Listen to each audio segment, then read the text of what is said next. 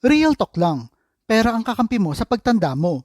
Kailangan mo talaga ng pondo sa panahon na di mo na kaya magtrabaho. Paano kung nabuhay ka na matagal? Paano na ang panggastos mo? Kaya mahalaga na meron kang ipon at hindi aasa sa tulong ng iba, lalo na sa mga anak mo na maaaring may sarili ding problema sa pera. Ngayon pa lang, kahit konti, mag-ipon ka na. Kung medyo late na, okay lang yun. Better late than never. Sa mga bata pa, tandaan nyo na darating din ang panahon na tatanda din kayo. Kaya importante na may ipon kayo para sa inyong mga living expenses at medical bills. Mag-invest at palaguin ang pera nyo para kapag nag-retire na kayo, meron kayong magagamit na pera para sa mga living expenses nyo at sa mga bagay na gusto nyong bilhin.